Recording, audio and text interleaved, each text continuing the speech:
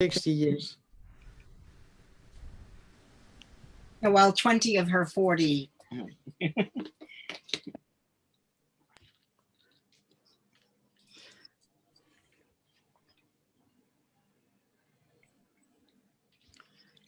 You know what I found interesting is the talk we had last week. At the very end there, we're talking about nakama, in common English, you would say letting go.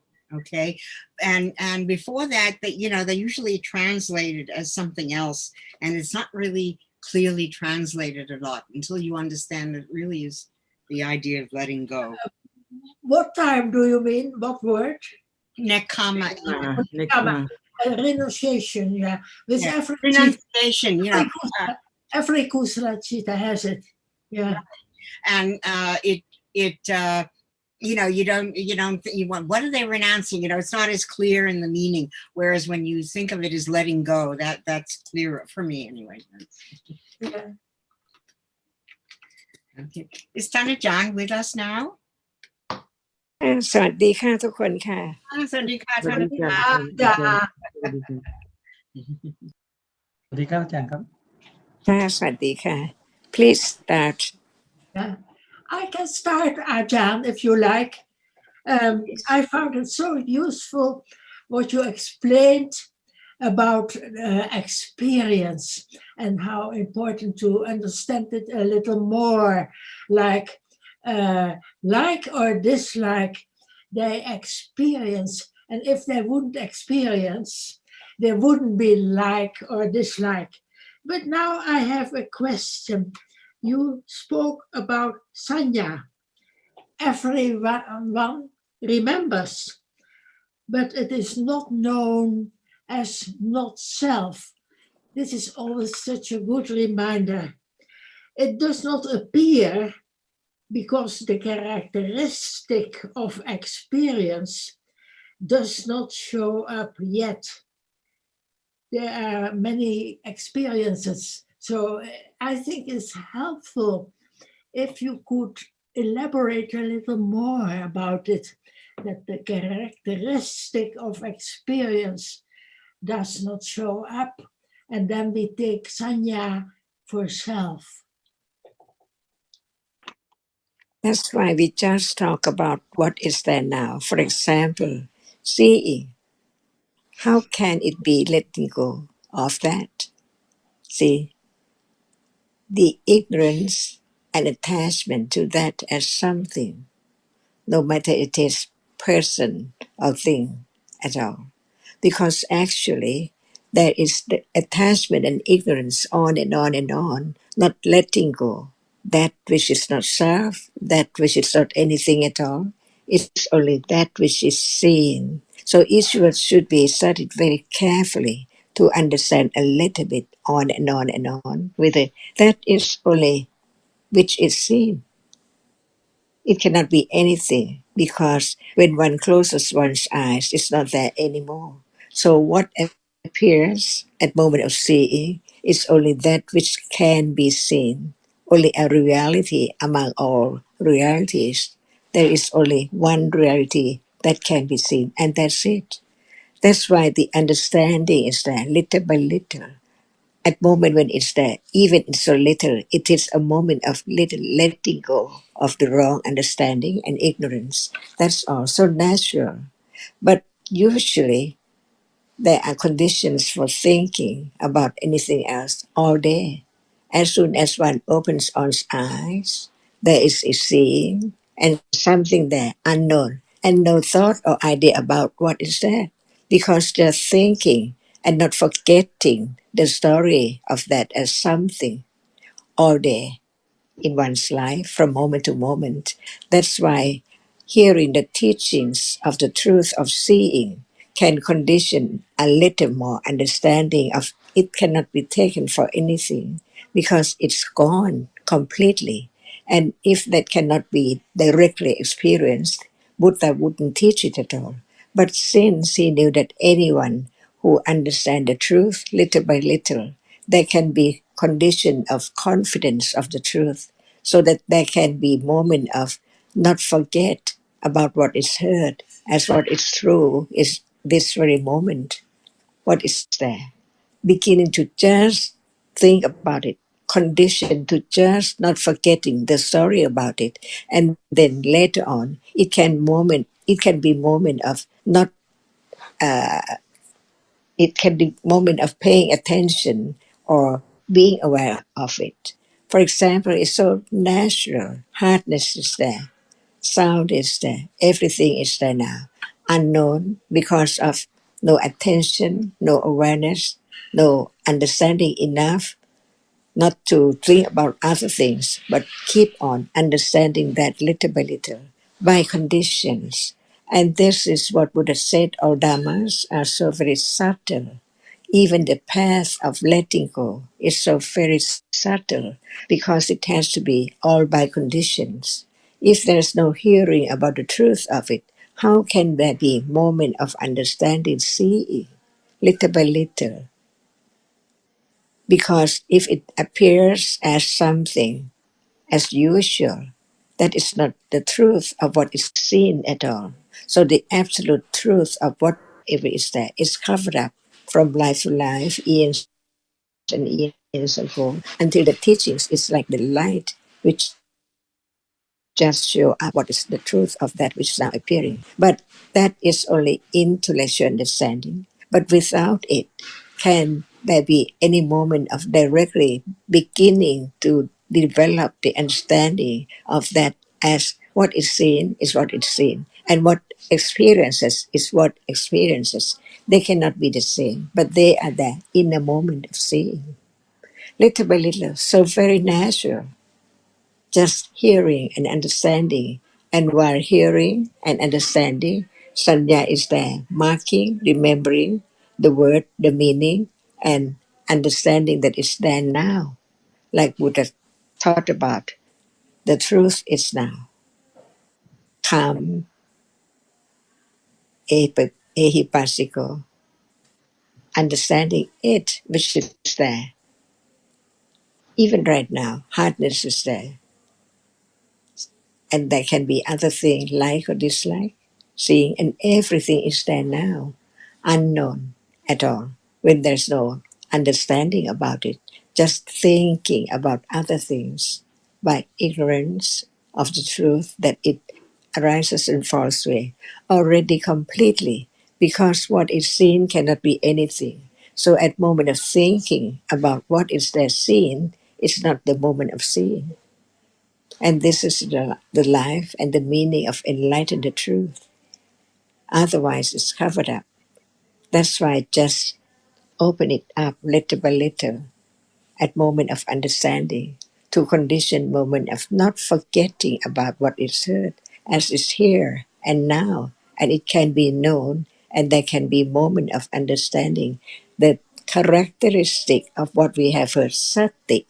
See, there are many levels of sati at this moment. Sanya is there. Remember the word, the sound, the meaning. And when there is understanding, there must be sati. Not forget, not thinking about other things, but it's there, being aware of what is heard, the truth of it. Little by little, so very natural. And this is this moment. Only understanding can understand that it is intellectual understanding or it is the direct understanding with direct awareness. That's why when we talk about anything, they are there, arising and falling away, never to arise again, never to be there again. But no understanding. That's why it doesn't matter at all. They are gone, but what is there? Beginning to study the characteristic at moment of hearing right now. It means that sati is there.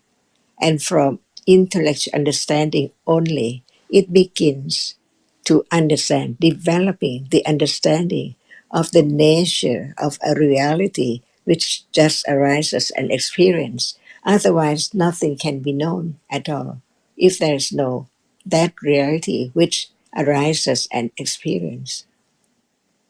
And this is life. Eons and eons ago, and when there's no understanding, it keeps on like this as condition for other moment, on and on and on and on. endlessly. So life has condition to arise and keep on going from this moment on and on until Panya is there enough to understand the Ariya Satya, 12 rounds of Ariya Satya. And now it's about the first, the second, the third, and the fourth. The path leading to understand the first, the arising and falling away of whatever is there in life, all gone.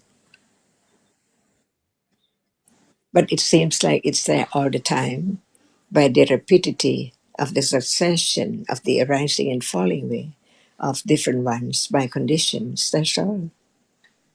This life is just like last life and previous life, because what is there last life is completely gone.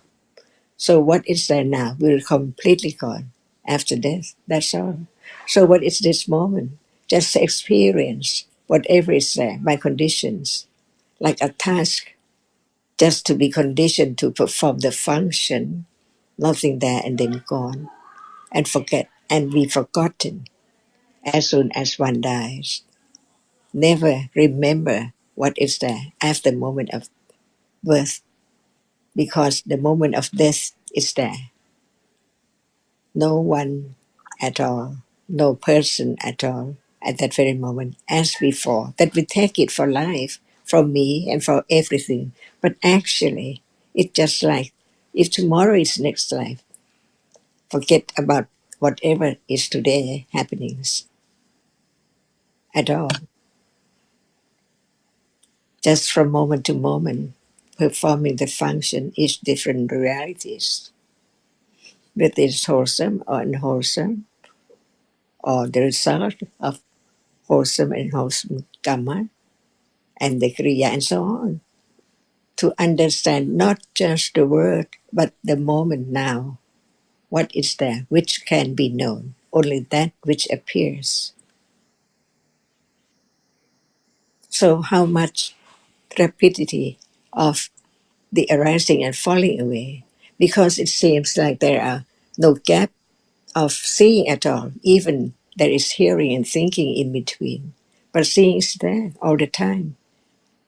How rapidity the succession is there from moment to moment. So what is there now cannot be known if Buddha didn't teach about it after his realization, the enlightened moment.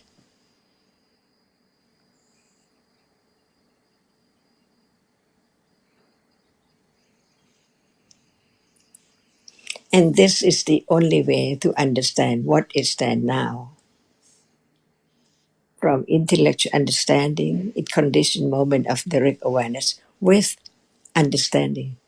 So very, very subtle, very, very deep there, that cannot be directly, instantly appearing as it is, unless there are conditions for such stage of enlightenment.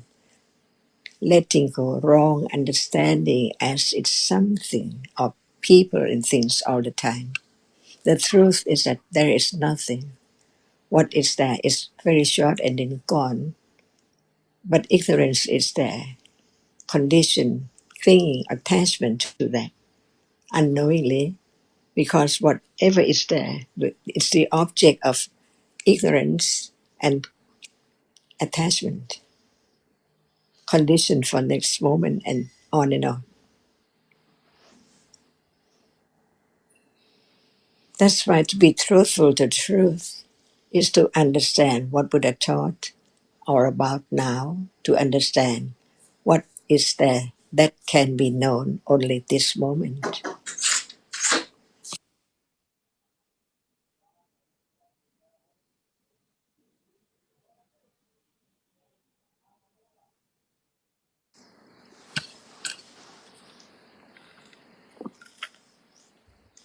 Ajahn, it is good to hear more about experience, because we usually forget about experience. We just think of hardness and cold and heat, and forget that there is a chitta, that experience.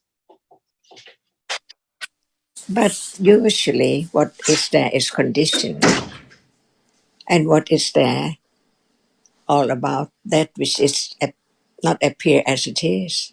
For example, while one taking a bath, see what appears hot or cold, hard or soft. It can be moment of from experience that there can be moment of beginning to be aware of the characteristic.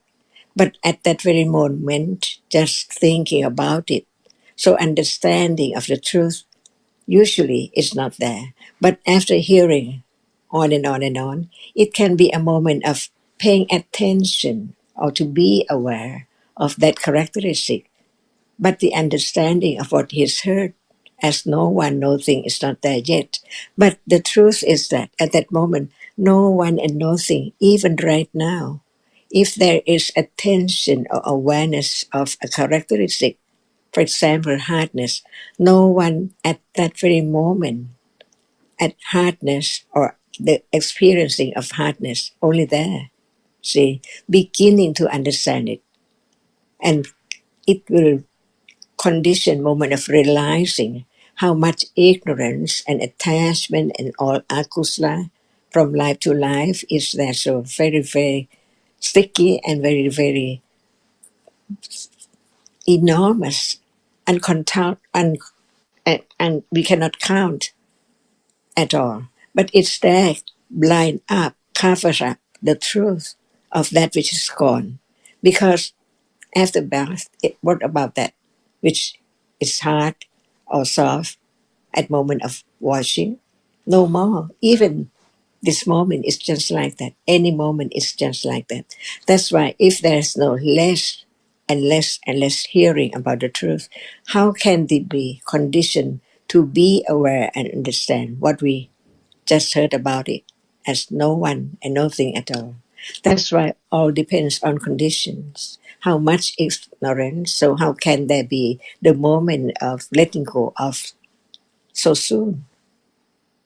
But from hearing again and again, that's why we learn about the life of the Savaka who followed the teachings, eons and eons, before there can be the realization of the truth. Even Buddha himself, how long it takes for the moment to be the moment of enlightenment, the truth. It can be directly experienced because it's so true that if it does not arise, it cannot be there. But now it is there by conditions. But the moment when it arises and gone, it's not directly experienced yet. But the idea is that, the truth is that, and the teaching of the Buddha, each word lead to understand what is there. So very close now, not thinking about people and things, but about that which is now there. But what about understanding, touching it? How much understanding? From hearing again and again, it can be moment of it's gone. Even that. That's why the Sankhara Dhamma, the Cetasikas, which are Sankhara Khanda, are now performing the function. Who knows about how much is there? But when it's there, it is conditioned by the firm confidence of the truth, because hearing and have no doubt about the truth that what is there now is conditioned. So even that moment of direct awareness with a little understanding is conditioned too. When it's the beginning, it's not as much as one would like it to be or think that it can be impossible. But it can be very, very, not many moments at all. In a day, if there's none, all right. And when it's there, what about attachment and ignorance? It's not enough to condition no attachment later to that, because attachment is there all the time. It changes the object from what is there as butter and cookie and so on to that moment which appears. It's still I. That's why before the I can be completely eradicated, absolutely, it has to be no I who try to do anything or would like to have it But to understand that it's so long to letting go that which has been accumulated from eons and eons ago. So it has to be very gradually, very, very slowly, and no one there at all. And this path will letting go the idea of self, unknown by those who didn't listen to the teachings carefully. That it seems that it can be as fast as one would like, so try hard and so on. But what about the understanding? It does not understand that which is there, attachment, until attachment appears as object, and Panya can understand its nature, that what is the object of attachment at that very moment. Just like to have some understanding, or more understanding, or try to have understanding, is there. So in the beginning, even each reality appears in daily life, it does not appear as no self and no thing. But when Panya is there, it begins to understand the truth that actually what is there as dislike or anger or like or attachment or proud or ego or whatever is there are different characteristics of realities, different realities only. That's why even they are there and it's known that it's there. But as I'm getting angry. I like that. I dislike that. See, always taking everything which is there as something or I. That's why the first understanding in order to let go the idea of self is to understand the characteristic which experiences and that which cannot experience. Only one at a time. When they are together, it's impossible to have clear comprehension of the truth. But when it's just only there, only one, it can be object of understanding that it cannot be other thing at all. It just as it appears, as no one and no thing, little by little. That's why we understand what's meant by patient as parami, viriya as parami, adidana as parami, everything. Without those quality, those dhammas, the wholesome dhammas, conditioned by karma, there cannot be any understanding what is there now at all. But when there's some understanding from hearing, considering, intellectual understanding, the more understanding, it let go the idea of self. Even the reality does not appear as not self, but the strong understanding is there, little by little, until it can condition moment of direct understanding of a reality.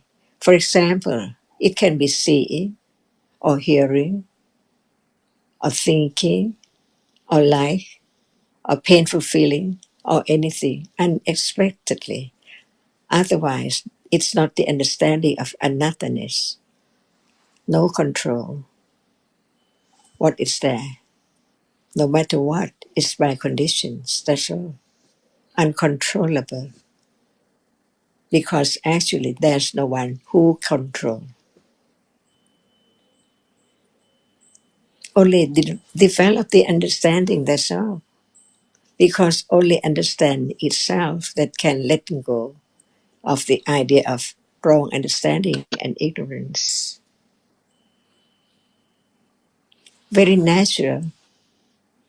Otherwise, Lopa is there, unknown, that why it just try to do this or to keep alone, being alone and so on, and try so hard to think about it or concentrate on it, all wrong. Because no understanding of what is there in daily life, very natural as now.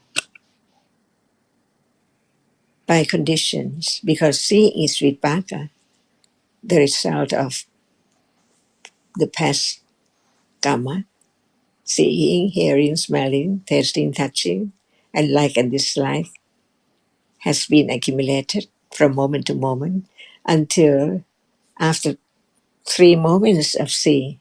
It's rushed out, or it's there. Just flow, ooze, because it's there fully. To as soon as something is there, it's experienced, it rush or it come out from moment of the doorway until moment of jhana, just being attached by accumulation of that and that of such and such object, like or dislike. And now panya, it changed from the moment of ignorance to begin to have moments of understanding and then gone. And what about sanya? When sanya is not firm sanya, tira sanya, no condition for direct awareness of that which is now appearing. So all depends on conditions. It should be joy to understand that actually there's no one can do anything at all by conditions. Otherwise, one might blame that or this to have such and such this moment. And joy to know that it can be directly experienced and letting go the idea of self. And the path is this moment of understanding only. Very deep, very natural.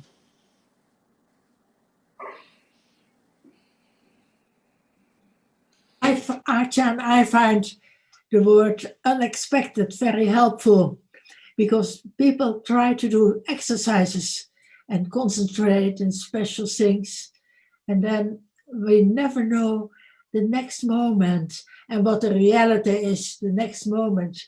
So unexpected is very good to remember. And it will come closer to this moment. No expectation for seeing or hearing or thinking to arise. See, all unexpected, only by conditions.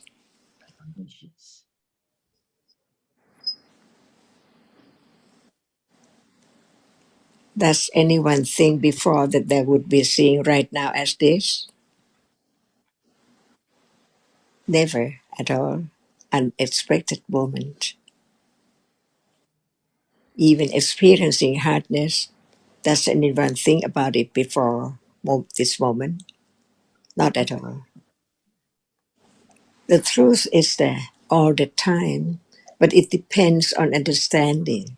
If there's no word from the one who has developed the path to experience the truth, that it can be understood or directly experienced because it's so true, absolute truth. So it cannot be changed at all, the way it is. So understanding goes little deeply down to the truth. Whatever is there arises in false way, instantly. Otherwise, there cannot be the word like Buddha, the enlightened one, the awakened one. See, from not understanding anything at all, only experience with ignorance and attachment from moment to moment. What about last life? All gone. What about yesterday? All gone. What about just a moment ago? All gone. Until death, all gone. No thought about this life after death, like last life and this life. So what's the truth of just be born and experiences whatever is there until death and then no more, nothing, only ignorance and attachment accumulated on and on and on.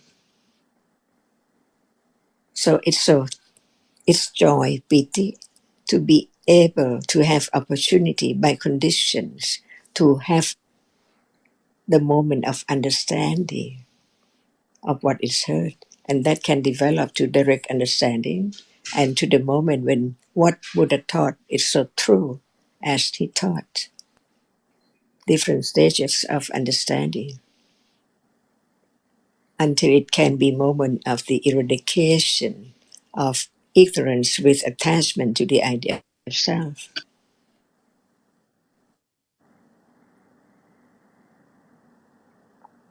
It does matter how long it will be, but there are moments which is so true that it can be conditioned from this moment.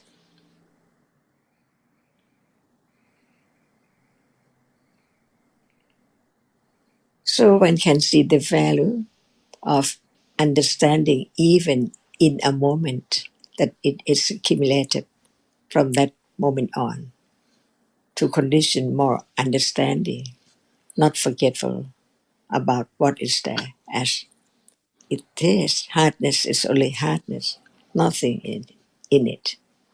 Seeing is just seeing and then it's gone.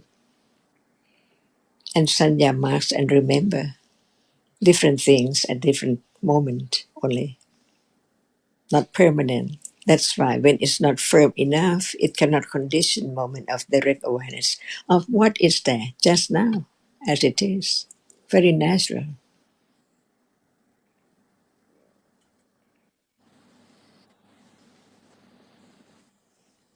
So when there is the understanding of anatta unexpectedly, unexpected moment, it's so true.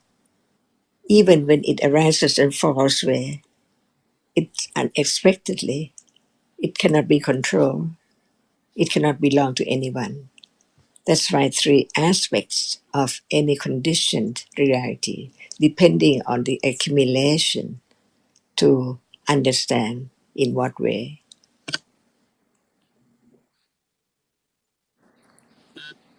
Anicca, dukkha, anatta.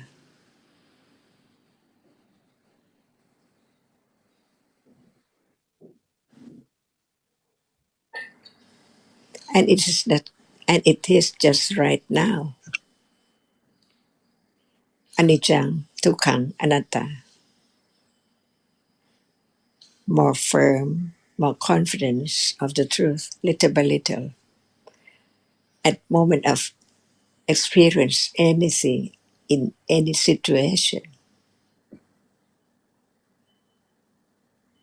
the food is so hard, so salty, or that is as it is. It's that only that very shortly. So the teach of the Buddha does not take pain to anyone.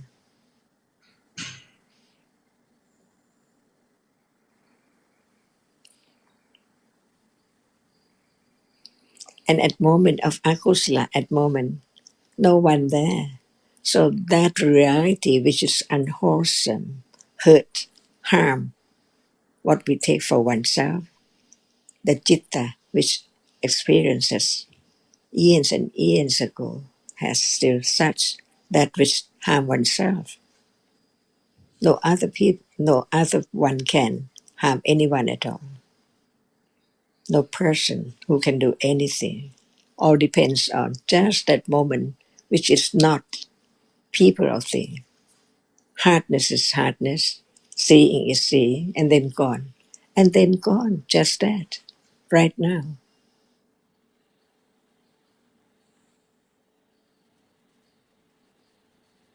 Ajahn, but we keep on thinking about that person who was so impolite to me.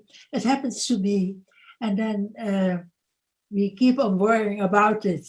But it's ignorance, not knowing the truth that only is and no person.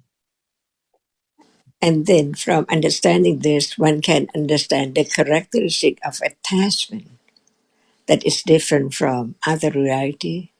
But when that object is not the object of experiencing, no such reality, clinging or liking or disliking, whatever it is at all.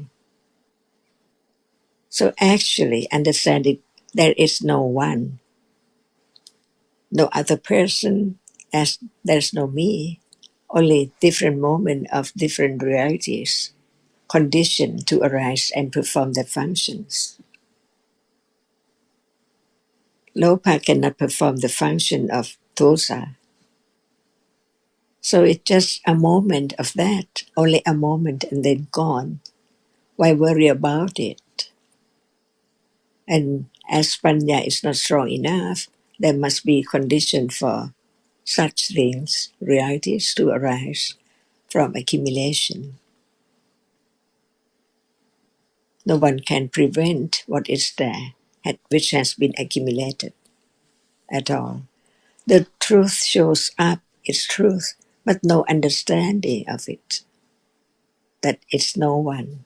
It's only a moment conditioned to be such and then gone.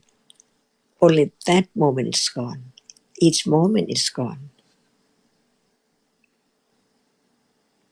And we think about the whole situation is gone, but actually it's just of a reality which is conditioned to be there and then gone.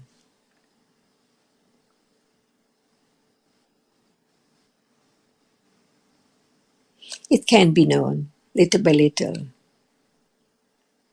because there can be attachment instantly because of accumulation. So later on, there can be understanding little by little. So it can understand whatever is there in life, daily life, at moment of experiencing. Right understanding is there instead of ignorance and attachment as something. But no one can stop the attachment to sensuous object because it's there, accumulated so long. For example, today, what about attachment to different things? And at moment of I, what is more? That's why even asava, there has to be kamasava as well, and pavasava, titasattva, and avijjasava, depending on a moment, because that moment lopa arises with ditti or no ditti.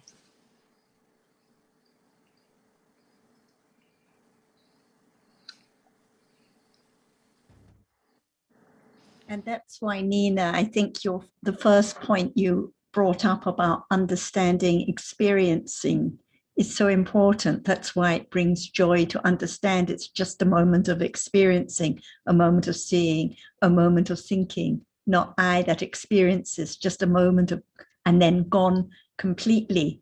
So it's not my problem or my experience or my burden, just a moment of experiencing and then gone, never to return again. So moments of seeing, moments of thinking about what that person said, but it's just moments of experiencing by vipaka and by akusala accumulations, but just for a moment and then gone. So it's joyful to understand that it's just experiencing, no burden at that moment. And then because of the accumulated clinging and thinking of self, more burden again and again. But when there's a moment of understanding, just that experiencing, no burden at all at those moments. So the problem is actually nothing to do with what we heard or what the other said. It's the clinging to oneself, taking the experiencing for my hearing or my thinking. But actually it's just moments of hearing, moments of thinking, gone, never to return. But I find it's often that we repeat the words, it's gone, but not really understood yet. But I understand it takes time. We have to hear many times. We need many reminders. And it is right now. So the hearing now, what was heard a moment ago, completely gone. The thinking a moment ago, completely gone. Another moment of thinking, each one never to arise again. So it's right now.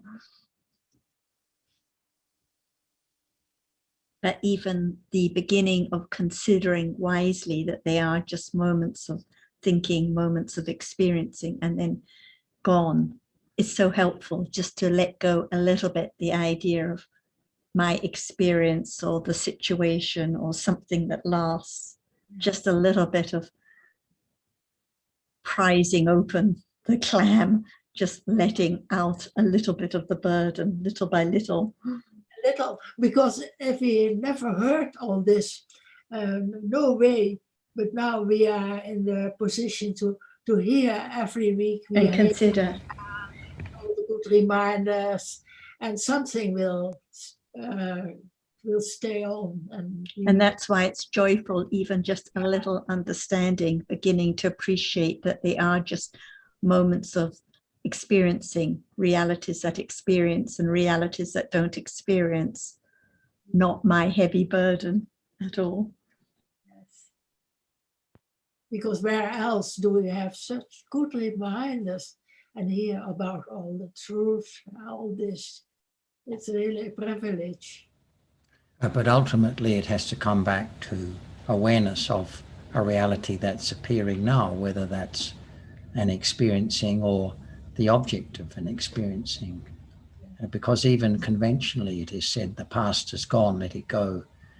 And so any idea we have of gone and letting go is bound to be just the more or less the conventional one. Of course, not quite the same as a person who hasn't heard the Dhamma, but ultimately it's only by developing awareness of any reality, whatever reality that may be, that the true meaning of this becomes apparent. And I think also that it doesn't much matter if we tend to think more of the object than the experiencing, because if there is awareness of the object, then in time it'll become apparent that there must be an experiencing also that is there to be the object of awareness. So although it's good to hear reminders, of course, about both.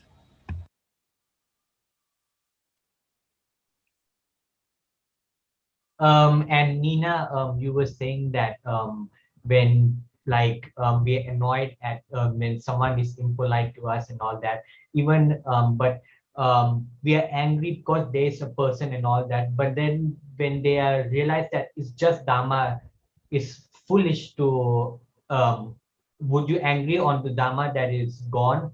Yeah, so that also what Achan used, what she said, so that also would be my view.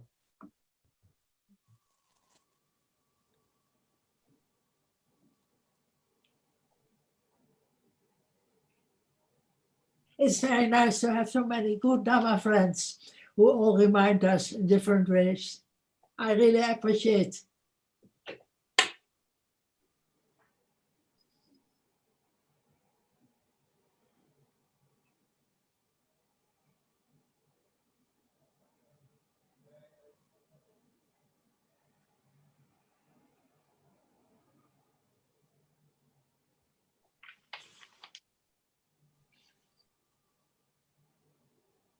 Achan also said some weeks ago that we begin to understand that there is nama and rupa, mental phenomena and physical phenomena, realities that experience and that don't experience. And then Achan said, but it's really not enough to know this.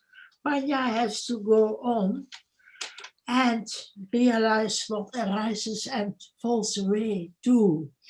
Otherwise, we always think that realities can stay on, that they can last for a while. So that's a good reminder too.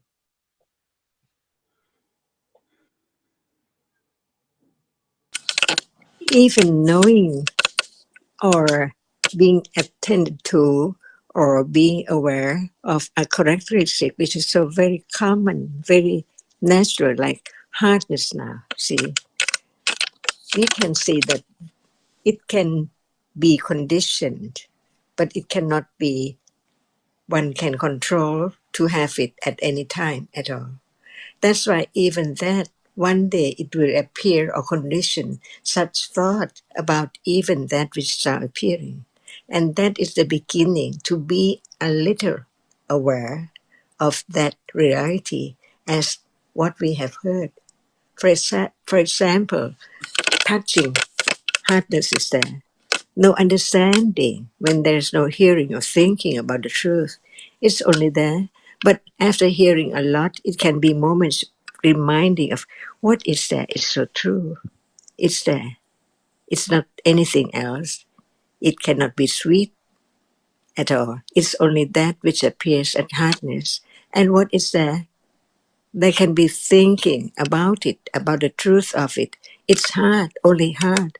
And that which experiences it, experience only that.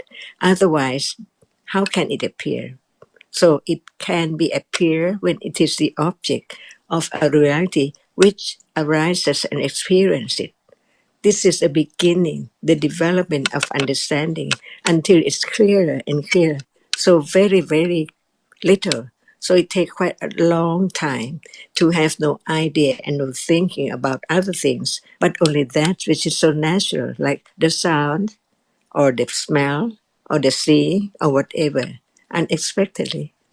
Just to understand that, it quite relief from thinking much more about what is there and try very hard to understand it. But it's so natural when it's there that it is the beginning of no thinking about other thing, but it's moment of wide thinking about that which one hasn't thought about it before at all, as it is, as just that, see, only that, see. And this is a subtle path leading to not letting go the understanding of that little by little, but let go the other moment of thinking about other things as usual. That's all. So very natural. So very little. Touching the nice handle. See, how long will it wear away?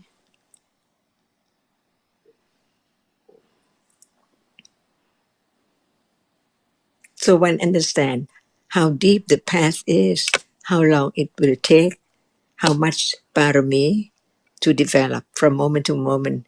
And parami is just right now. Without understanding at this moment, how can there be more understanding? And how can be letting go of ignorance and attachment? But hear it again and again and again about the truth in life, anything, any moment, can condition moment of understanding. What is that? It appears, but what is the understanding of that? It is only that which arises to experience, that's all. Even seeing right now does not appear, as it's only a reality unseen, no color, no shape, no form, but its characteristic is performed now as experiencing an object and then gone. And then gone. Who can follow it? Who can catch it? Impossible, completely. That's why the understanding of the nature of reality, which can experience, which is not known in a day, even at moment of seeing or hearing, just learn to know that it's a reality which arises just to experience. So no matter it is anger or painful feeling or like or dislike or whatever, it experiences, but it experiences in different manners because it's not citta, that which does arise to be the chief of experiencing the characteristic of the object, only that. No understanding, no like or dislike, no other function at all. But it arises to experience an object by condition. But at that moment, it's not only that which is the chief of experiencing, because there are other realities unknown arises together, performing its function, and it does not know who's who and what arises with them at all. But it's there by conditions, to condition a moment of seeing. See? So they arise together, condition each other, and performing their own functions. And what appears is only one reality at a time. For example, does feeling appear now? If not, it's there, but it does not appear. Learn to understand the truth about what does not appear to be known until hearing the teachings, beginning to understand. So whatever is there, even so short and it passed so very instantly, but it's there. Anger, attachment, whatever is there, just can be known. But as self, this is wrong because right understanding is that it's conditioned to arise when it experiences pleasant object. Can it condition unpleasant feeling? Impossible. And when it experiences the unpleasant object, can pleasant feeling arise? Impossible. See, learn to understand what we take for oneself to know that actually there is no one, no me at all. Because seeing just a moment ago gone, whatever arises is there gone. And what are there? More than just one, unknown, until it appears, no matter what.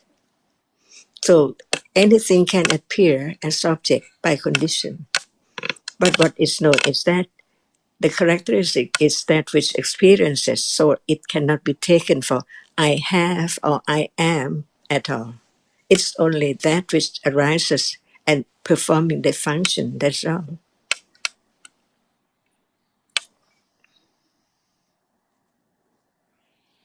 So even there's feeling, but does it appear as object? What kind of feeling now? But when it's there, it's there. But it's me, because no understanding, it's not me. It's only a reality conditioned to be such feeling.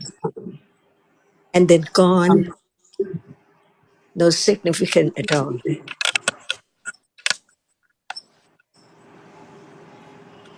How it can be so significant when it's completely.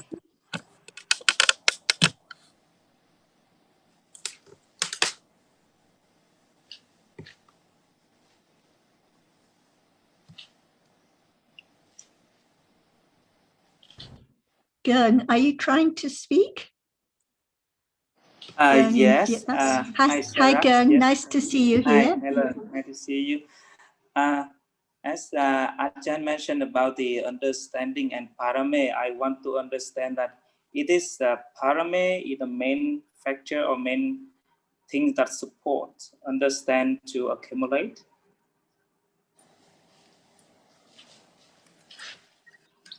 You got my point? Please say again. Yes, I heard Achan mention about the parame. So I can concern that it is the parame, the main factor that support, understand to be developed or accumulate. So can akusla condition right understanding?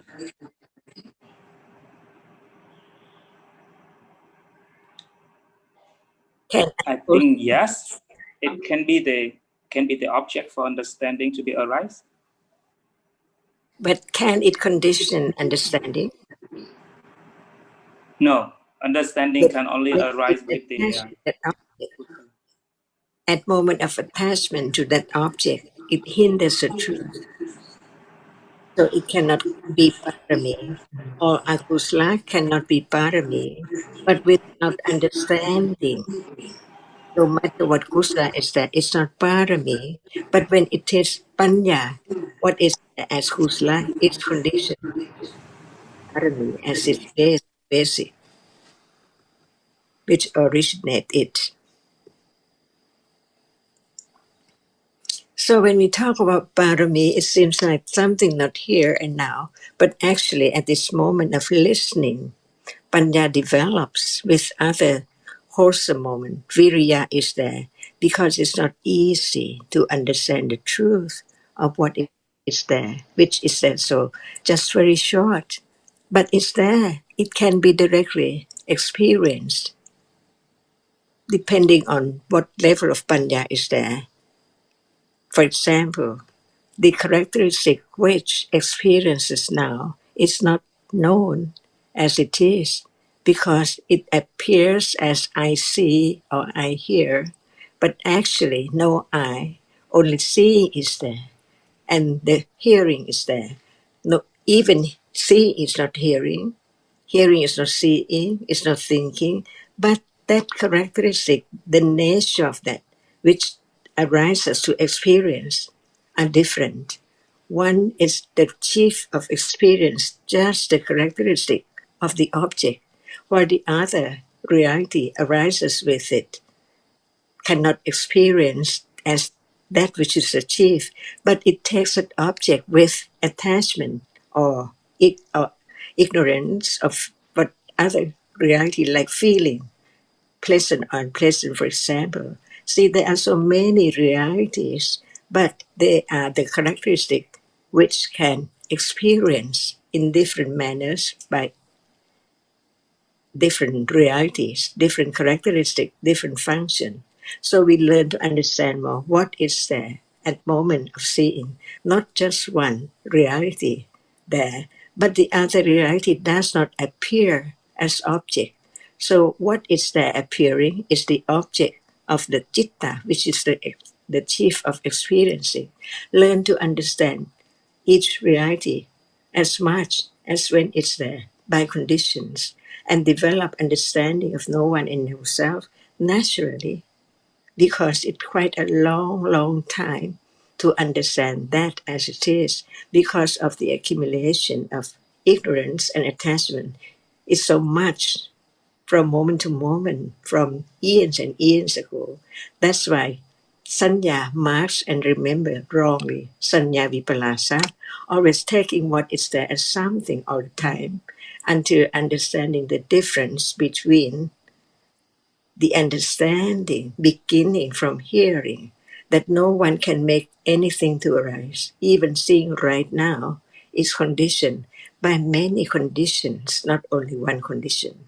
That's why learning little by little, and Panya develops, no one there who understands, but the characteristic of a reality which develop and beginning to understand little by little.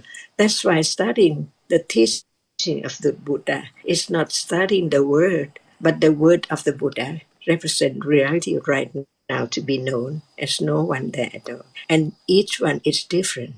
What is the reality which experiences must experience, but there are different characteristics which arise and experience. It likes, it dislikes, it touches, it feels, it remembers, and so on. No one there at all. That's why understanding this will lead to more understanding of no one and no self, until the moment of direct awareness is there. Without the firm intellectual understanding of the truth of reality, there cannot be any condition for such moment of directly understand that which is not self. It means that understand that which is not self, not just understand by different knowledge. And this is parami, Khanti parami. It takes quite a long time. And Viriya parami and Satya parami never change from understanding what is there as no one and nothing, only a characteristic of a reality which experiences or cannot experience an object. That's why Dhyana, what is there which is nama in daily life, appear as the object that it experiences by its function and characteristic.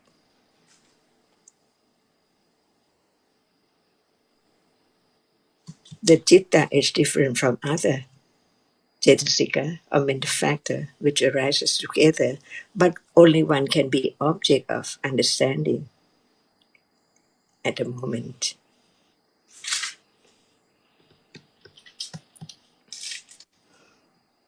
Is this now parami or not parami?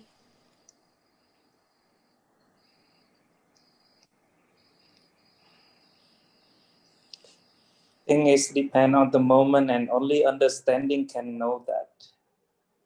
At moment of understanding is the understanding of the truth, Be truthful to the truth of no one and nothing at all. Satya Barami.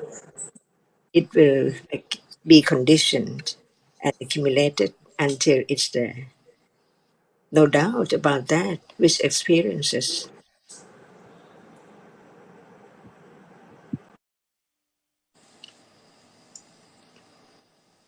And Thanachan, I really appreciate like such a barmi, like when like we have a conversation and we say that it is no me, it is no I, no arm, no leg, but actually it's that truly wisdom or it's our ignorance. So it has to do with it has to be truthful to the truth. So it's just show that all Barmi are supporting each other, each are necessary. So I really appreciate that. To be truthful to the truth of that characteristic which is hard, and it is only hard. It's there. It arises, otherwise it cannot be there.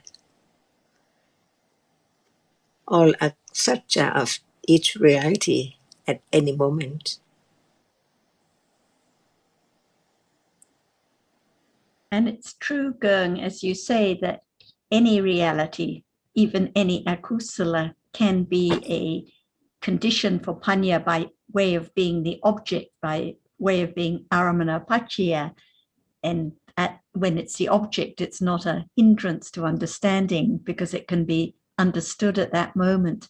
But when we're talking about the paramis as the support factors, these are factors that panya cannot develop without the support of the virya and the kanti and the satya parami and so on.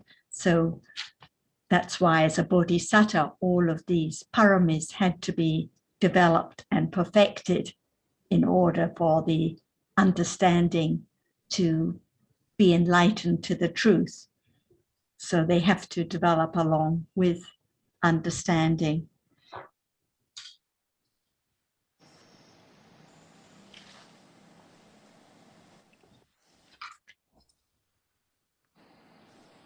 And Nina, on the point about the understanding of the arising and falling away, even though, of course, it's not the direct understanding of the arising and falling away, but if there's not the beginning to consider wisely about how the seeing now and that which is seen falls away instantly, then the danger and of clinging continually to that which falls away instantly won't ever be known. So there has to be the beginning of the wise consideration of the danger of clinging all the time to that which doesn't last for an instant.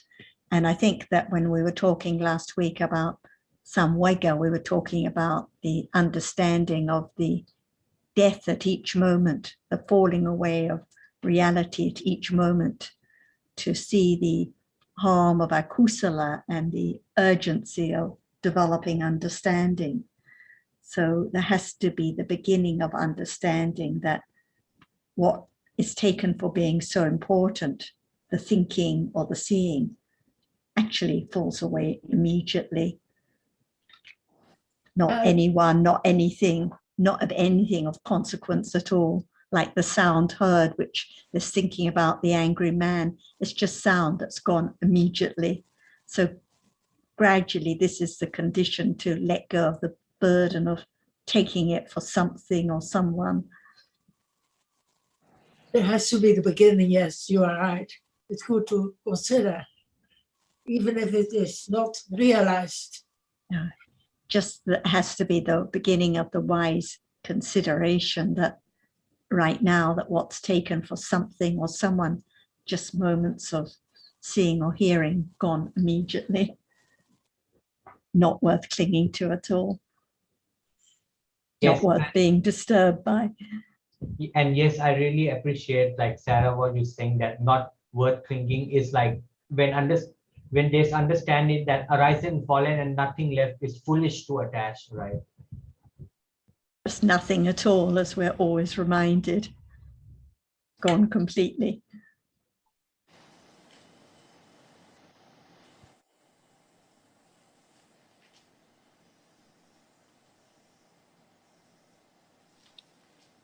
Ajahn often says the development has to be so natural. So it's good to consider more what is meant by natural. Seeing now, is it not natural?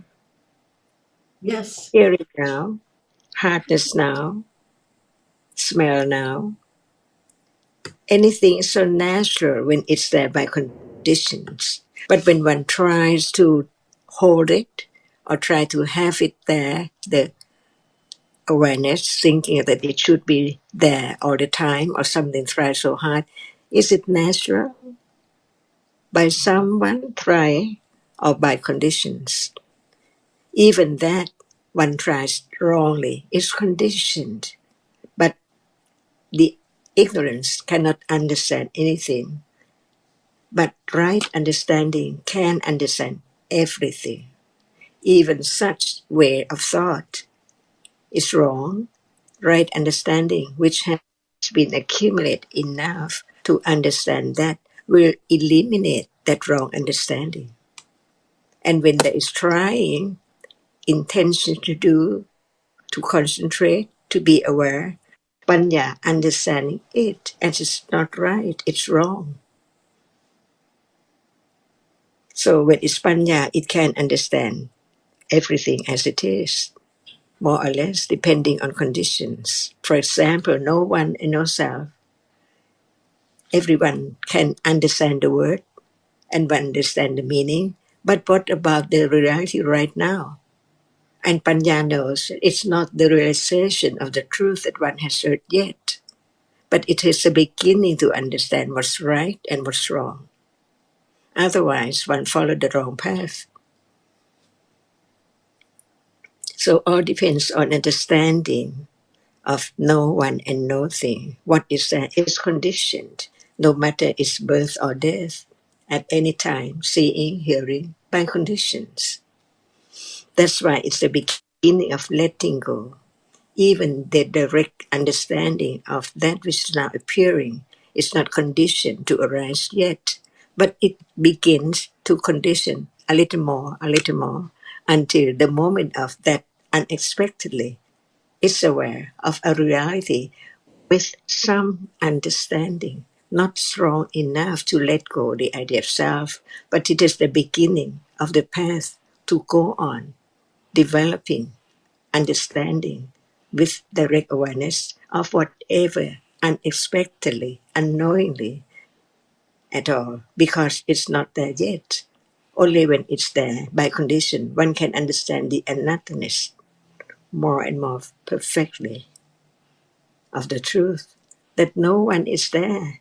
But without the intellectual understanding enough, how can there be such moment of understanding the difference between that which I've heard so long about sati and awareness and considering and so on? So many words, but it's there at that very moment. No word, but the understanding is there. So this is the difference between different level of understanding.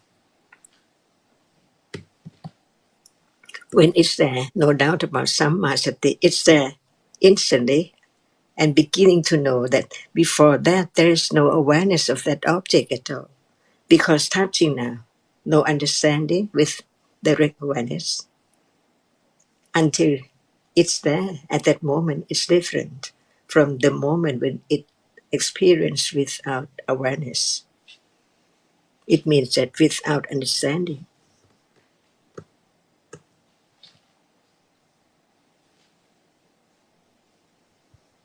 So all depends on panya. And when panya is there, it's joyful because it does not follow the wrong path. It sees what is right and what is wrong. The understanding of the reality, condition arising and falling away, will let go the attachment to that as something belong to me, or it's me, or it's someone. But no one can stop the conditions for like or dislike at all. It has been accumulated so long, until it conditioned this moment of being attached, very weak as asva. Who knows?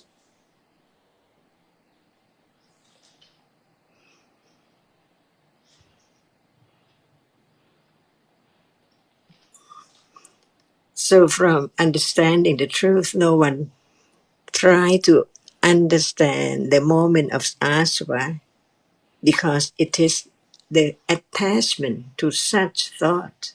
But when depending on condition, what is that? Even it's so clear, like seeing right now, it and experience the characteristic of the object, but without any understanding, or with a little more understanding of that, little by little, better than none.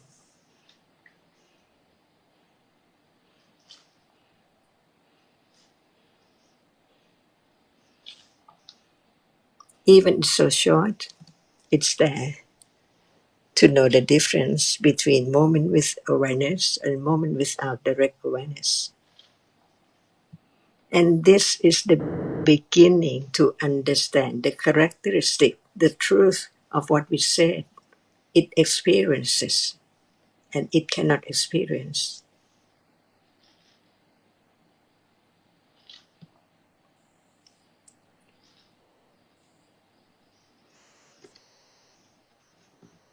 Until then, because it is the path leading to more understanding and more letting go of ignorance.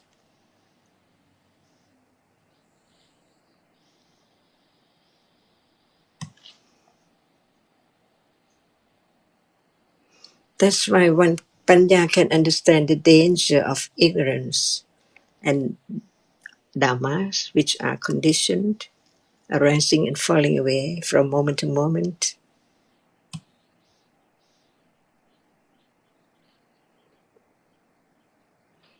And that is one meaning of Sangveka, urgency.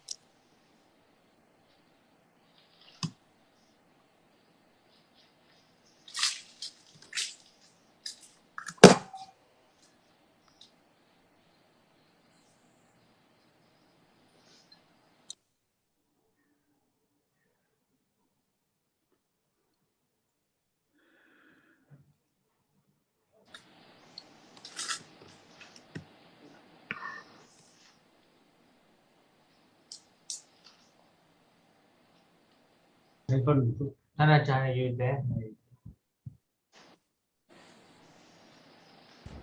Thanachan, are you there? She is. Yes, I'm here. Jyotika, when you hear about natural and developing the path naturally, no need to try to do anything or to concentrate or follow any method, but just understanding life at this moment, the seeing, the hearing, and so on. How does it sound to you now?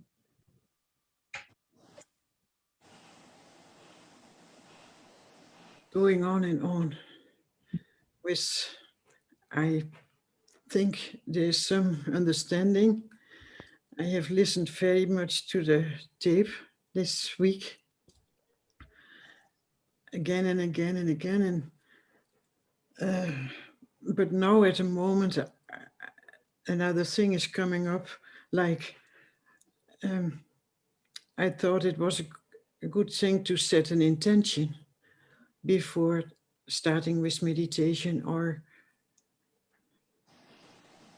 listening, to set the intention to be completely here. But now I don't know. I start also to think this is filled with I.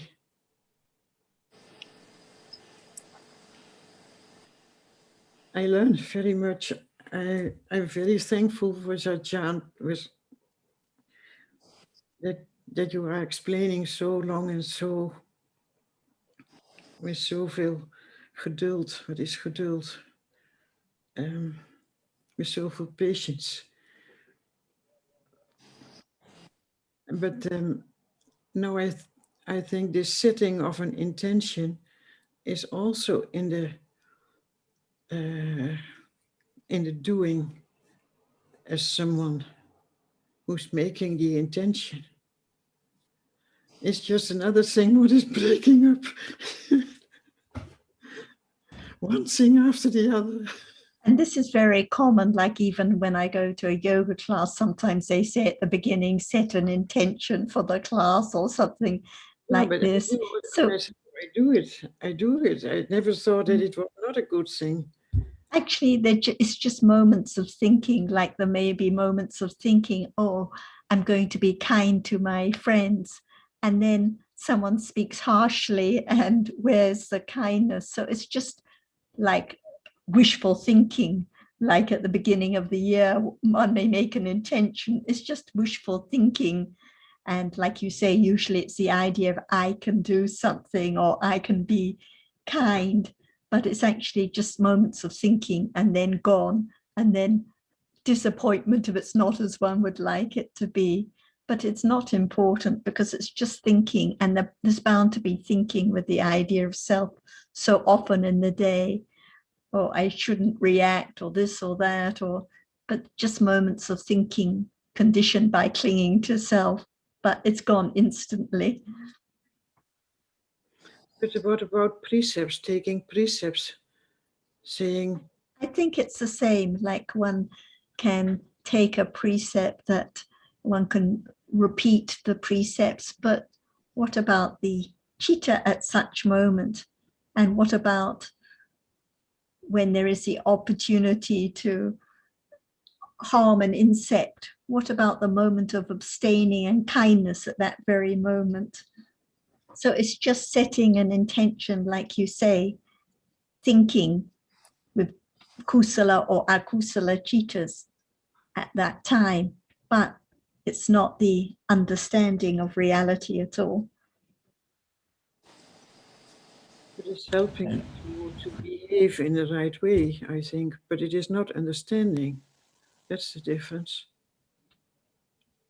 And even behaving in the right way depends on the chitta. Like now, there may be thinking or planning never to harm any insects. That thinking may be with kusala or akusala chittas, with clinging or with wise consideration. But what about when the time comes? What about when the mosquito lands? Is there kindness at those moments? So it's just moments of thinking. But it helps to be kind to a mosquito. When the time comes and when there's kindness at those moments, that kindness accumulates. And best of all is the appreciation. It's not my kindness, it's just kindness for a moment and then gone. Maybe the next moment, even though one doesn't harm the mosquito, maybe there's annoyance at being disturbed. So the annoyance accumulates as well, different moments. And I think when it's following a rule, whether it's a rule imposed by someone else or a rule we set for ourselves, there can't really be kindness because it's a different situation altogether. And that's the problem with setting intention in relation to the arising, the development of kusala. I mean, we can set intentions in our normal daily life in relation to doing this or that. Otherwise, we'd never perhaps get through the number of jobs that are to be done in a day. And there's nothing necessarily particularly wrong about that. It doesn't involve wrong view to think I'm going to do such and such first and finish that before I go on to something else. But the problem arises in relation to anything to do with understanding the true nature of realities, because the setting of an intention is not a conditioning, is not a factor that's going to condition kusala, whether it's understanding or even any lesser level of kusala to arise, because the factors for conditioning kusala are other things altogether, including, of course, one's accumulated tendencies. So It's a bit too quick for me. The factors of setting of the factors. I cannot follow as quick as you are talking. Sorry. The factors. I'll just try to summarize a bit more slowly then. I'm saying that the setting of an intention in the context of having more understanding or more kusala in one's life is the problem. Having an intention or setting an intention in one's normal daily life to do conventional things is not an issue here. It's the belief that by setting an intention, there will be better observance of the precepts, or there'll be more kusala, more metta in one's day, or more understanding that we are talking about. Because setting intention is not a factor that helps develop those things. What helps develop those qualities is one's accumulated tendency as it stands, and helpful reminders and reflecting on the benefit of kusala if and when it arises, not with the idea that it can be encouraged to arise by setting an intention.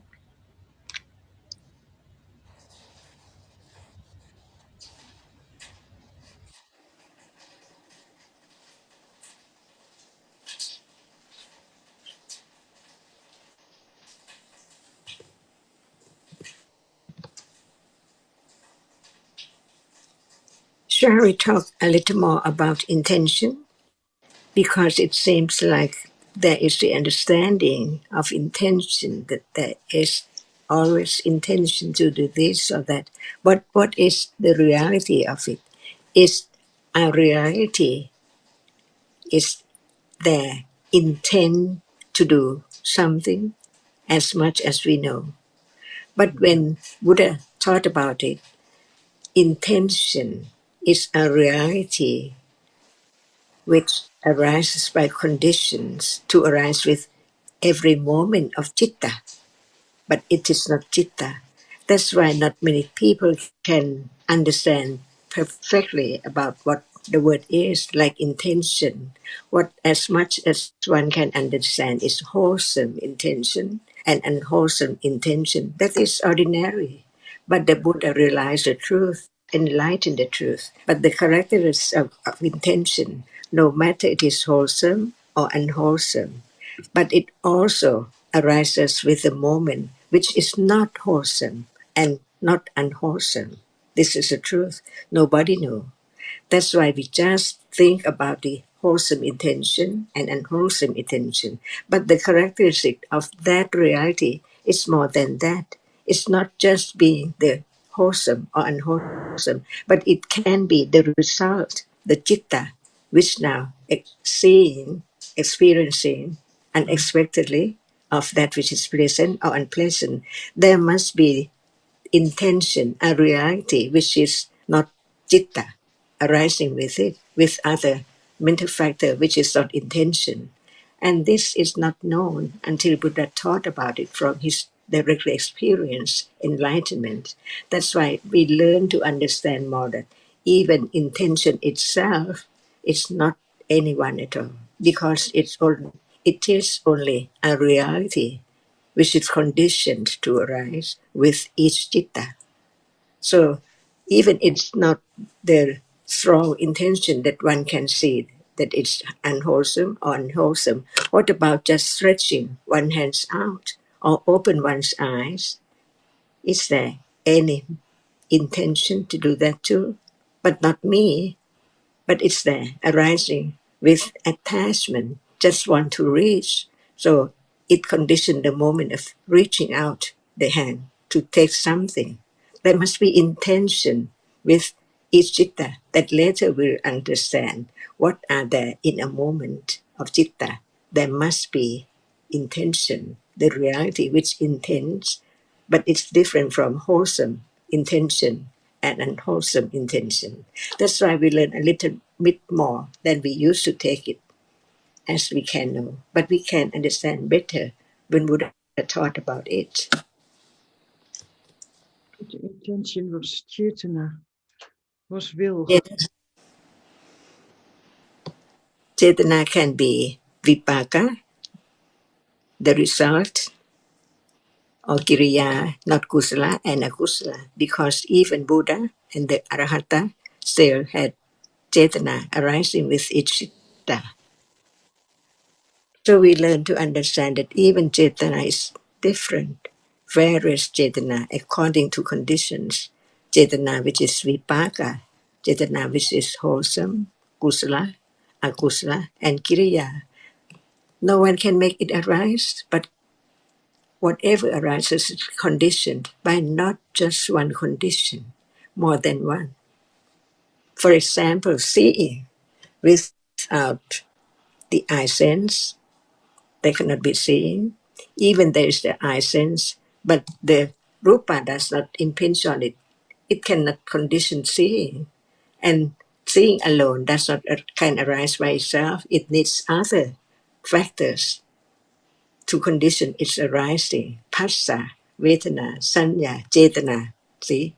So Chetana which arises with seeing is conditioned by agama. Agama conditions such kind of chetana to coordinate the other cetasika to arise, to experience that object.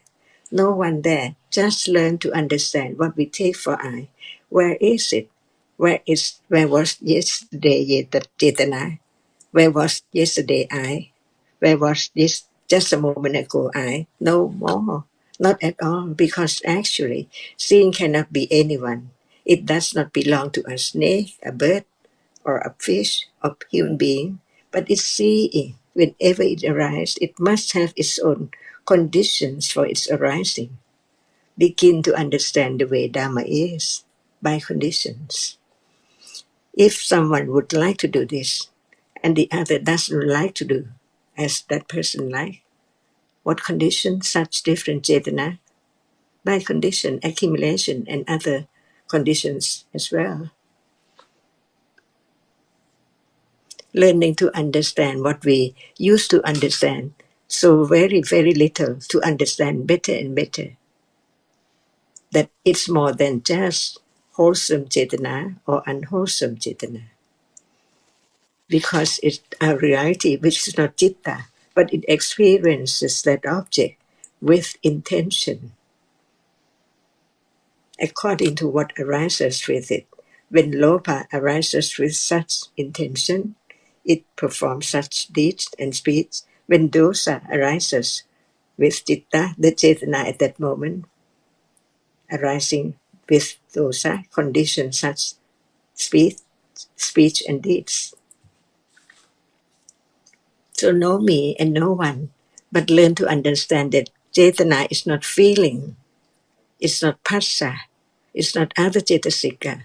They are different characteristics of different realities, which is nama, experience the object, but not as citta, but by its function and characteristic. So there are many, many different chetana in a day. Only once in samsara, never to arise again. The arising of the next one is not the same one which has fallen away. So it's not me or anyone. Some people have wholesome intention and some people have unwholesome intention. No choice, by condition. It can be object of metta, and that's the real moment of metta. the real moment of restraint from ill deeds and speech. So what is meant by samadhana, or saying, I will restrain from such and such, it's only that moment of thinking, but the moment of actually restrain from such wrong deeds must be the cetasika, which is not cetana. But there is cetana at that moment too, because cetana cetasika arises with each citta.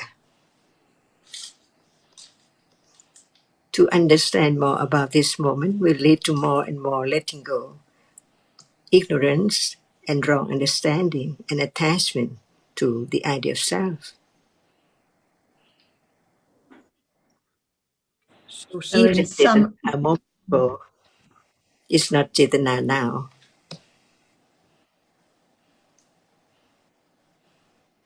Please, Kunsara. so in summary, no one can set an intention. It's just a fantasy that I can set an intention or make an intention, because cetana, cetasika, it arises with every citta at every moment in life, kusala, akusala, vipaka, or kiriya, and each cetana is conditioned by different factors. When it's kusala or akusala, it's the kusala or akusala cetana that's accumulated. When it's vipaka, at moments of seeing or hearing, it's a result of karma. So every cetana, every intention in life is conditioned not by an imaginary I that can do anything.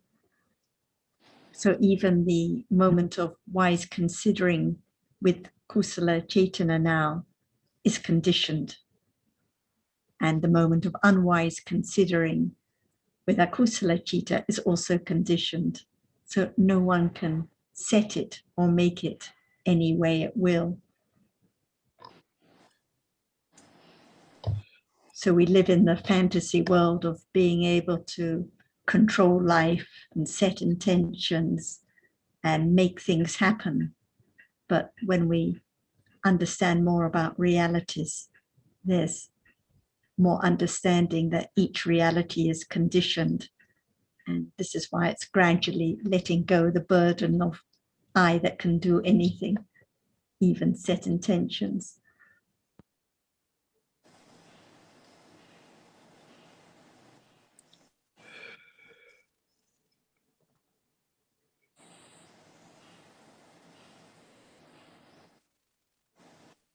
Jyotika, yeah, I'm sympathetic to your who is speaking? your question. It's Sundara here.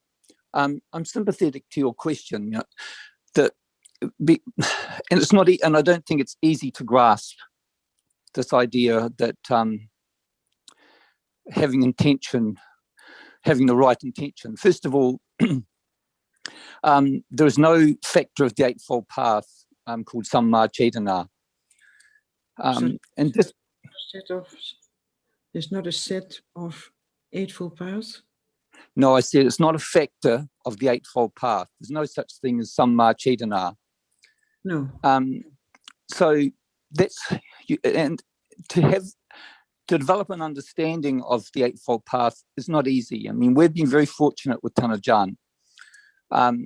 So just because we have the intention, inverted commas, doesn't mean to say there's going to be kusala at all. It can seem like that, but just because it can seem like that, it may not be so, and this is what we need always to consider carefully. Does that? So the path is very subtle, and it's so easy to be tricked into thinking that I can have this or that, or kusala. I can have this type of kusala. But as Jonathan has alluded to, and Kunsujin to also, that it depends on conditions and your accumulations, not your intention to have kusala. It can seem like that. I hope that's a bit clearer. Yeah. But it feels I have a lot of wrong thinking. Oh, we all do. You know, I think it happens all the time by conditions. I think you all But the know. more we listen, I think it's easy to have wrong thinking. I think it happens often. Especially, you know, I think it often happens for all of us at probably some level or other. And it takes, as Jan has said, a tremendous amount of patience to consider carefully what we've heard and develop the path very slowly. So it's not as if we'll stop wrong thinking or wrong practice, because wrong thinking can condition wrong practice.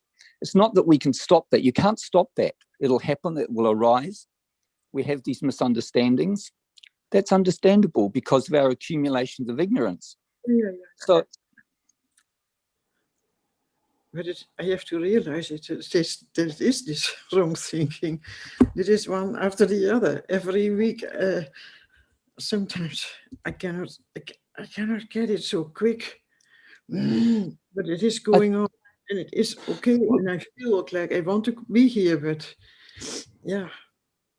well, I admire your patience. I think that's what the key to it is. Patience is a type of it's wordia. It's kanti, wordia chaitasika, but it's kanti. It's having that patience to slowly by slowly begin to consider carefully what we've heard. This is the aspect, you know, what the beginning aspect of pariyatti. You know, having that correct, skillful understanding that enables the development of the path, but it does take time. And I would not, and we shouldn't expect that we will understand all of a sudden or quickly. It's very slow. We have to be patient. It's important to be patient, and listen and consider time and time again, because it seems that I can intend to have kusala. It's very plausible and understandable to think like that. But I would just ask you, does that mean to say that that kusala will arise just because you think like that? Well, I think that if I set the intention that I am more awake, that I am more alert, that I am more that I better know what I'm doing in the day. Well, And we can think like that. We can. Sorry. My behavior can be more kusala, I think. Yeah. Well, that's how we can think, but that may not be helpful in the development of the path. It may seem like that's so, but it may not be so. And that's what I think it's important to consider. Just because we set the intention doesn't mean to say that automatically it will follow that there will be kusala. No, but it's like that it is a help. Well, that's debatable, I think. But perhaps Ajahn can continue from here, because it's difficult. The path is subtle, and I would just always correlate. I guess come back to that first law of logic. Correlation doesn't equal causation. I don't know if you understand that. Correlation doesn't mean causation. You know, you've just got a set of correlation does not mean causation. Causation. Okay. No. Okay, so yeah, just because you got two variables doesn't mean to say that one equals the other. Because I do this, this will happen. Okay. Well, it doesn't work like that. But who knows? Because you see that the behavior is okay. Well, Ajahn would always say that Panya will know, and Panya will know over time. You know, we hear that the analogy of the adze handle, little by little, and it's easy to go wrong. Very easy to go wrong. To think that you're doing something that's kusala when it's maybe not be kusala, when it's not kusala. And this is what we have to consider carefully, because the more there is the skillful development, the more it will condition the skillful development. If there's this subtle clinging or subtle attachment that will condition more of that. So we have to be cautious about, there's a need to be cautious so there is not the accumulation of the wrong path. Yeah. I'd just like to make one more comment on this general area, and to distinguish between appreciation of the value of kusala on the one hand and the intention to have more kusala on the other. If there is sufficient appreciation of the value of kusala, there's no need to set intentions to have it, particularly if one is doing so at a special time and place, because there's opportunity for kusala at any moment. And we've been talking about how conditioned dhammas arise unexpectedly. They arise by their own conditions. And there's no way of knowing in advance what conditioned dhammas are going to arise or what will be the object of any citta that does arise. But so that's the problem with the intention to have more kusala. It's not the same as an appreciation of the value of kusala and then that being a condition for kusala to arise, as Ajahn says, naturally by conditions. And as you said at the start, Jyotika, there's the idea of I doing or my behavior. It's not the understanding with detachment of Dhamma now, whatever appears unexpectedly by conditions, kusala, akusala, vipaka, seeing, hearing, thinking, whatever arises is by conditions, and there can be understanding any time, and the understanding itself conditions more kusala, not the intention that I will have more kusala in my day. So it always comes back to the understanding at this moment that the Dhamma is anatta, not my intention, not my kusala, not my anything. Also, Sarah, I liked that you touched on that chetana or volition or desire to do, if you will, is arises. It's one of the 7 universals. So it's always one of the 7 universal cetasikas, the mental factors that arise with citta. So to set an intention is a bit counterproductive. It's already there. It arises all the time. Thank you.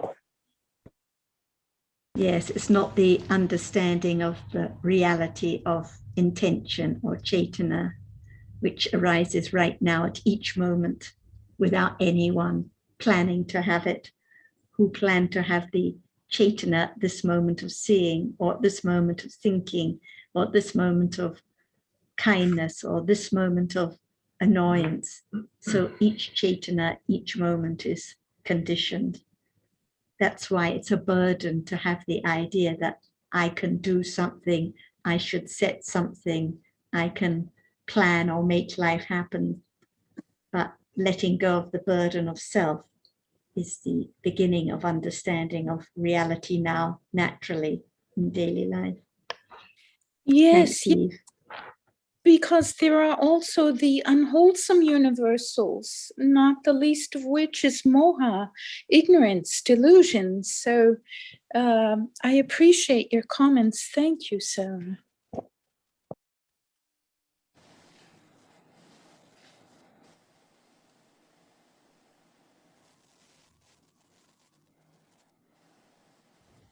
Does anyone else have any questions or topics they'd like to bring up, because time is getting on? Maeve or Anli or Alberta or Alan or anyone?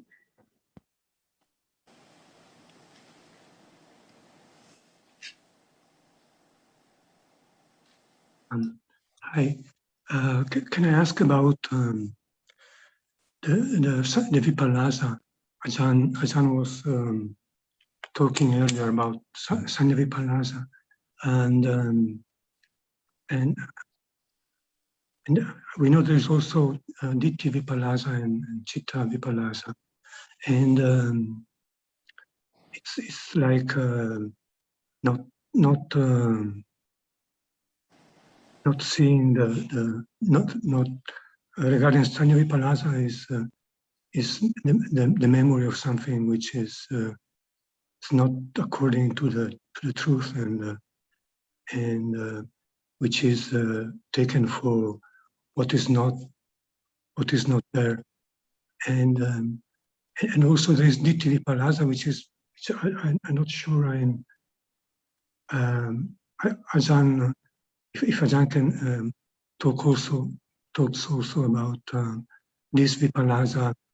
I'm thinking of beginners, maybe you can say it in English also, because the beginners won't know the Pali terms. Right. Okay. The Vipallasa, yeah, the problem with the translation, I think it's a bit misleading, like perversion. I don't know what. I think it doesn't really. Alberto, yeah, the word Palasa, Vipallasa, just literally means upside down. So it's distorted. Right. It's sometimes translated as distortion, but it literally means upside down. So everything is confused or wrong. It's like viewing something that's upside down as being the correct way up, but it's not. It's completely upside down or completely reversed. So it's often translated as a distortion.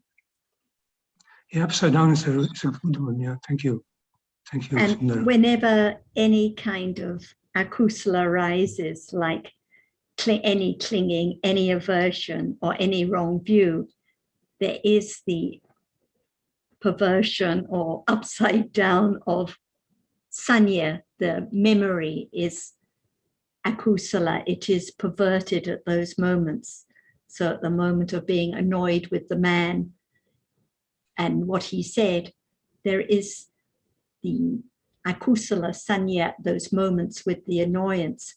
And if at the same time there is the wrong idea, the idea that it was the man who spoke in reality, there's ditti vipallasa as well. So even the anagami still has sanya vipallasa, moments of akusala, but no more wrong view. The sotapanna eradicates the wrong view of any kind, but still sanya vipallasa, any moment of unwholesomeness, and chitta vipallasa, the thinking is wrong. The thinking is akusala at any unwholesome moment. So there's chitta vipallasa right the way until all ignorance and attachment has been eradicated. Yeah, okay, thank you. I'm sure Jan would like to add more. That's why we have to understand that when citta is akusala, it is because of sanya vipallasa, citta vipallasa, and depending on whether there is ditti vipallasa or not. That's why for sotapanna, there cannot be ditti vipallasa, but there can be still sanya vipallasa and citta vipallasa when akusala citta is there. That's all, stage by stage. So it's not just when there's the wrong memory about the truth. When there's the wrong memory about the truth, there's ditti vipallasa, sanya vipallasa, and chitta vipallasa. But at moments of just clinging, then still sanya vipallasa and chitta vipallasa, even though there's no wrong understanding at those moments. Like now, clinging to what is seen or what is heard, sanya vipallasa and chitta vipallasa at those moments. So it's another way of considering the kusala dhammas as topsy-turvy, upside down. And what about the kusala without panya? Maybe there is still some idea of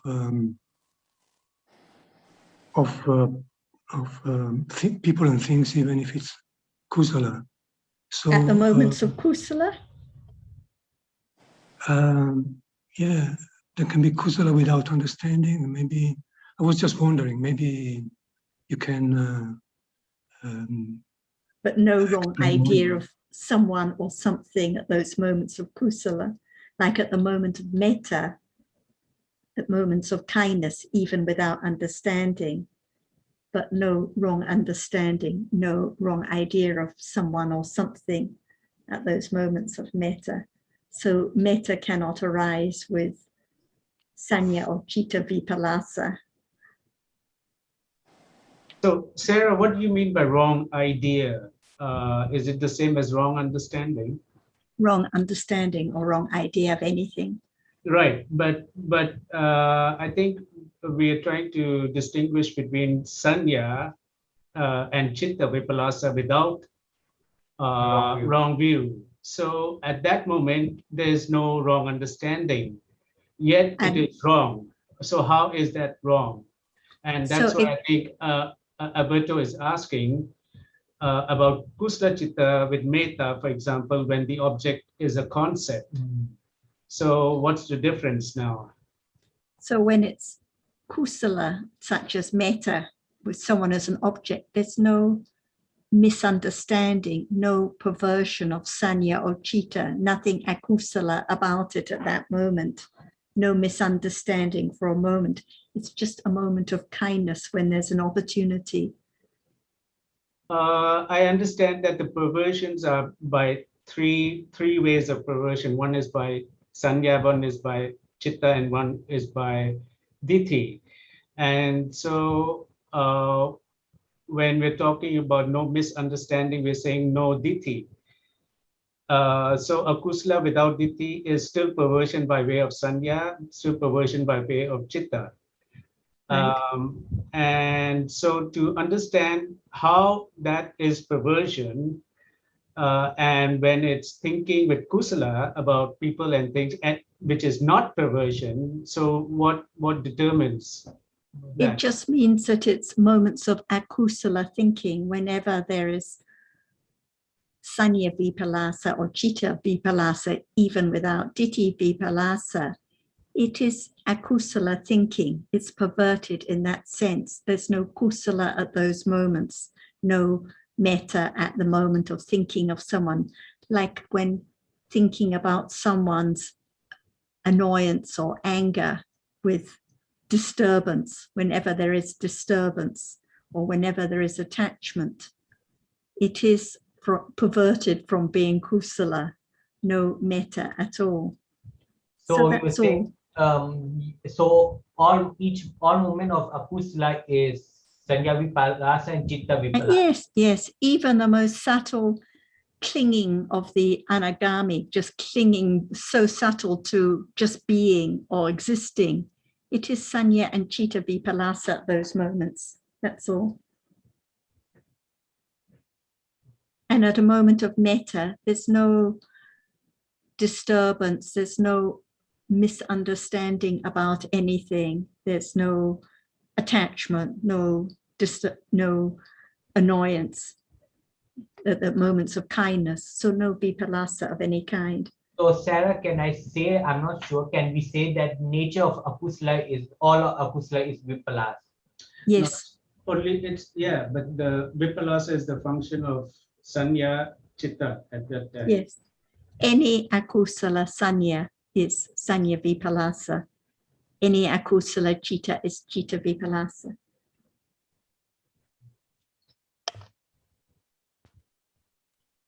And thinking about the taking what is impermanent to be permanent, taking what is self, non-self for self, taking what is dukkha for sukha, and taking what is asubha, right? Just subha.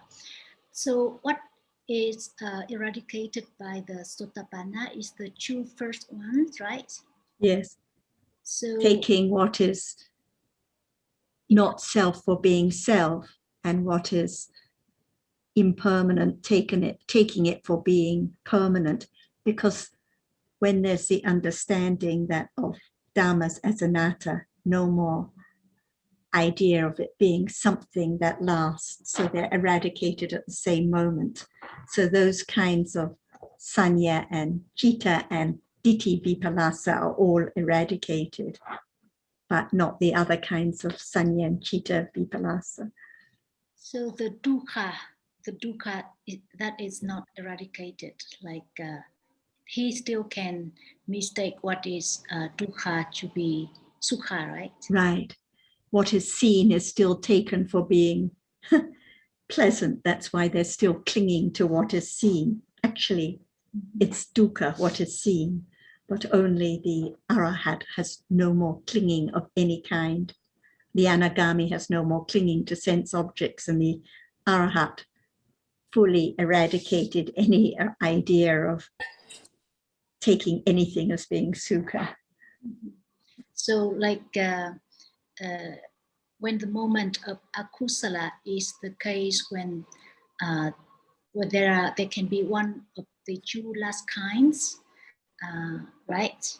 Like taking what is dukkha to be sukha and so on. What is foul for being beautiful. Right. Like what is touched is foul, but it's taken for being beautiful. Okay, thank you. Sarah, just now I was discussing with Dad. I'm not sure whether, like what he said, that Sotapanna eradicate the wrong view that from the anatta, Sotapanna is clear and anicca, but dukkhang is like taking dukkhang for sukh. What does that mean? Your microphone. Sorry. Like what is heard now, is it desirable or undesirable? Is it dukkha or is it sukha? Is dukkha. Actually, it's dukkha, but it's taken for something pleasant. What is seen is taken for being something pleasant, but actually it's worthless because it's actually unsatisfactory. The wrong view that taken, that's what made the wrong view is eradicated by the Sotapanna, so there's no more ditthi vipallasa, taking what is in that way, but there is still clinging to what is pleasant, and that's what is meant by taking what is sukha, what is dukkha taken for sukha. It means there is still clinging to the desirable, like only the anagami has no more clinging to the pleasant sense object, and only the arahat has no more clinging of any kind. But this doesn't mean that Sotapanna have wrong view that dukkha is sukha, not like that, right? All wrong view completely eradicated by the Sotapanna. No misunderstanding. Whatever arises is understood to be dukkha, but they're still clinging to what is pleasant, what is taken for being pleasant. So that's similar to just the fact that a Sotapanna still has attachment. Yeah. Different degrees and then gradually lessening.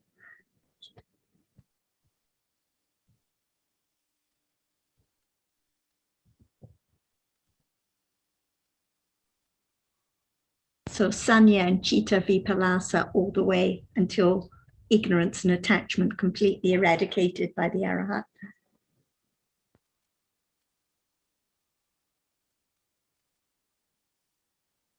Yeah, I guess one difference between kusala and akusala is that akusala is always with ignorance. So that plays a part in the vipallasa too. While there's ignorance, there has to be sanya and citta vipallasa.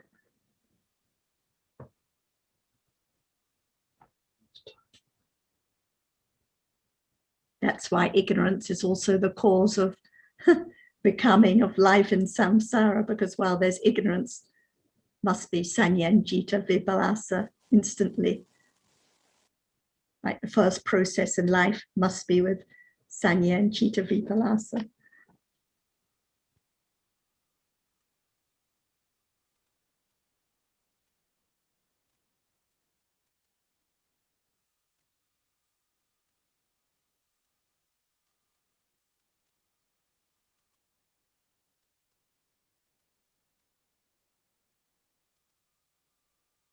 And also that's why only the arahats can be considered to be to totally understand the Four Noble Truths, right?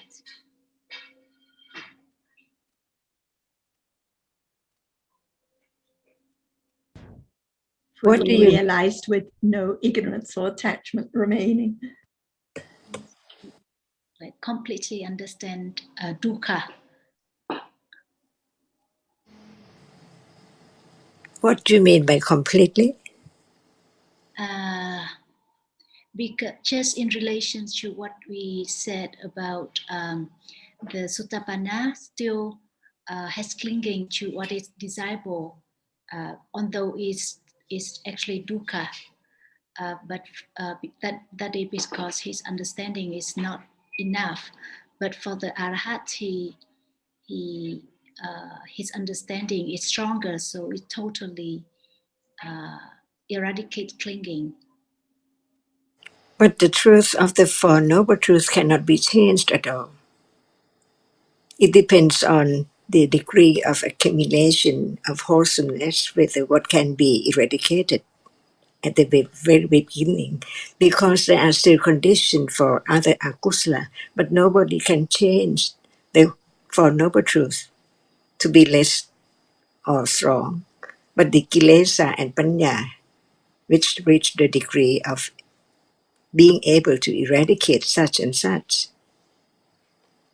not all at once in the beginning, but nobody can change the characteristic of Ariya Satya.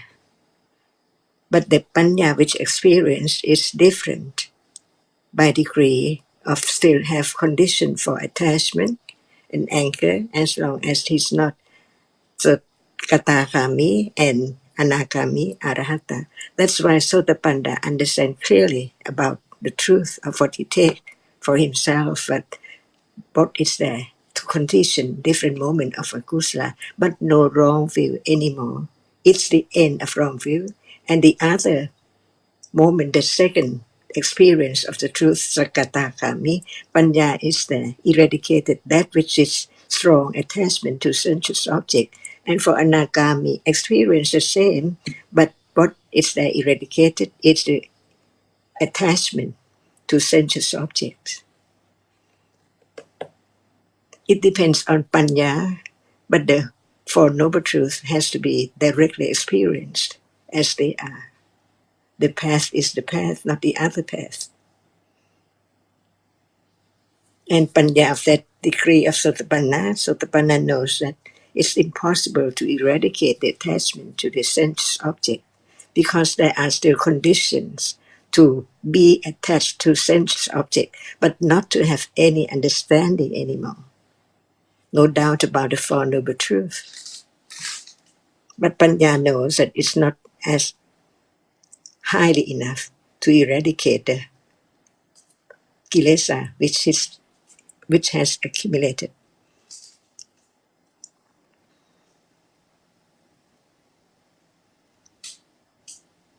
If panya is not strong enough, there cannot be the eradication of wrong view or any akusala. So it depends on the strength of panya, the power of panya. We can see more in life about the danger of sensuous object. But Sotapanna cannot be directly anagami. It has to be gradually eliminated until it can be moment of enlightenment, the truth second time, and then by at that moment no more. Or there is still more clinging, but less, not as strong as Sotapanna. And the enlightened truth is the end, the eradication of kilesa because of panya experience Ariya Satya, but the kilesa is there which hasn't been eradicated yet, is still there as Sotapanna, Sakatagami, Anagami.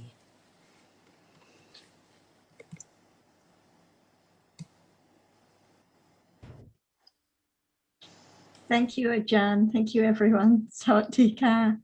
Yeah, Sadika. Thank you. Sawadee-ka, Ajahn. Thank you, everybody. Thank you, everyone. Thank you. See you all next time. Bye.